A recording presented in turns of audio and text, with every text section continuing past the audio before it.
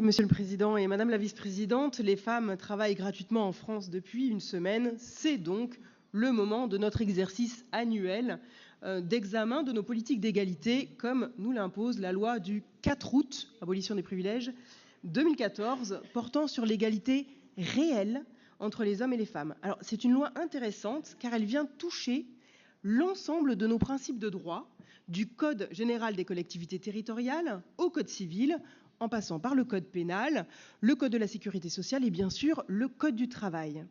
Car oui, les discriminations sont partout. L'égalité est à rechercher partout et tout le monde a sa part de responsabilité dans la mise en place d'une égalité réelle, principe hautement républicain, je crois.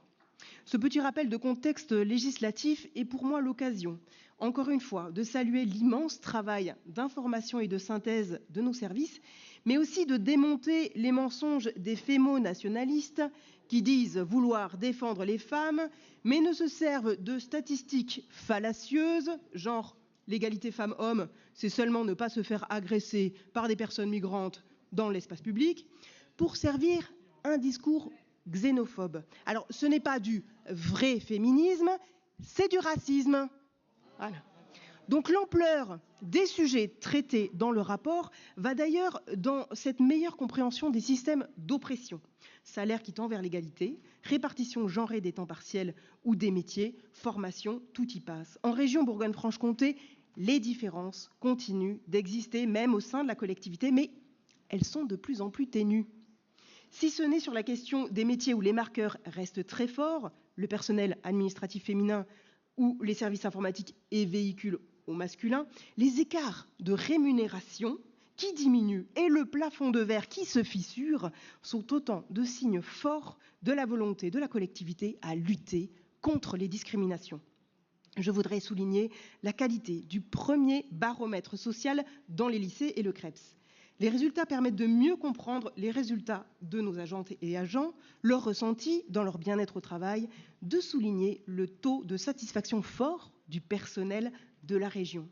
Et de noter cependant que sur l'ensemble des points, nos agentes se sentent moins épanouies, plus fatiguées ou moins utiles que leurs collègues masculins. Ces points doivent être creusés pour réduire les écarts vers du mieux, bien entendu.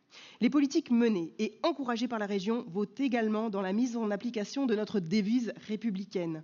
Les formations pour les lycées, tu le disais Frédéric, comprendre les rouages des discriminations, de la communication aux ressources humaines, en passant par les forums des métiers et les agents dans les lycées. Le sujet est tentaculaire et il est traité ici en toute cohérence. Mention également particulière pour le centre Émilie Mottet, qui, et c'est bien l'intention du Conseil régional, va pouvoir offrir un centre commun de ressources aux associations de la région pour que personne ne se sente seul et isolé. Nous avons de plus en plus besoin d'avoir des CIDFF, des plannings familiaux, des collectifs LGBTQIA+, pour prévenir les violences et soutenir les avancées.